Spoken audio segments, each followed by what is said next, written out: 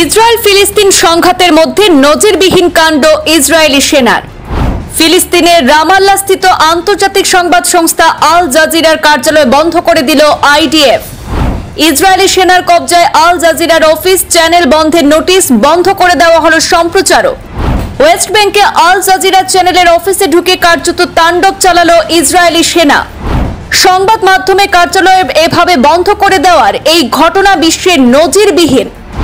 রামাল্লায় আল জাজিরার দপ্তর বন্ধের নোটিশে আতঙ্কে বিউরো ছাড়লেন সাংবাদিকরা। মুখোশধারী সশস্ত্র ইসরায়েলি সেনাকে সিঁড়ি দিয়ে উঠতে দেখে তার লাইভ টেলিকাস্টও করেছিল আল জাজিরা টিভি। সম্প্রচার বন্ধ করে সমস্ত নথিপত্র, ডিভাইস, অফিসের সম্পত্তিও বাজেয়াপ্ত করে নিয়ে যাওয়া হয়েছে বলে অভিযোগ। আন্তর্জাতিক সংবাদ জগতে বিশাল আধিপত্যশীল, বলতে গেলে অঘোষিত বিশ্বের ১ নম্বর সংবাদ সংস্থা আল জাজিরা টিভির ফিলিস্তিনস্থিত কার্যালয়ে হানা ইসরায়েলি সেনার। ওয়েস্ট ব্যাংকের রামাল্লা এলাকার কাতারের এই টিভি চ্যানেলের অফিস ৪৫ দিনের জন্য বন্ধ করার নোটিশ ঝুলিয়ে দিয়েছে ইসরায়েলি সেনা। আজ রবিবার ভারতীয় সময় সকালের দিকে ইসরায়েলি সেনা হচ্চকিতভাবে হানা দেয় আল জাজিরার ফিলিস্তিনি কার্যালয়ে। মুখোশধারী সেনা কার্যালয়ে যখন উঠছেন, ঠিক তখনও হঠাৎ সিঁড়ি ওঠার সময়ও সরাসরি লাইভে দেখানো হয় সেই দৃশ্য। এরপরই শটান ওয়েস্ট ব্যাংকে এই সংবাদ মাধ্যমের চিফ ওয়ালিদ আল ওমারি কক্ষে ঢুকে পড়েন সেনা। সংবাদ মাধ্যমের অফিস বন্ধ করে দেওয়ার একটি নোটিশ ধরিয়ে দেওয়া হয় তার হাতে। বলা হয়, এই সংবাদ মাধ্যমের বিরুদ্ধে আদালতের নোটিশ রয়েছে, ৪৫ দিন পর্যন্ত বন্ধ রাখতে হবে সংবাদ মাধ্যমের অফিস। তবে আল জাজিরা টিভি নেটওয়ার্কের তরফে জানানো হয়েছে, কি কারণে তাদের অফিস বন্ধ করতে বলা হচ্ছে তা জানাতে পারেনি ইসরায়েলি ফোর্স। এই প্রথম কোনো বিদেশি সংবাদ মাধ্যমের চ্যানেল বন্ধের নির্দেশ দিল ইসরায়েল।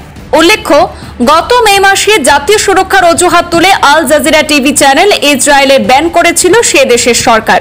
ওই একই মাসে জেরুজালেমের একটি হোটেলের রুমেও হানা দেয় ইসরায়েলি সেনা। সেখান থেকে আল জাজিরার মেকফিস্ট অফিস চালানো হচ্ছিল।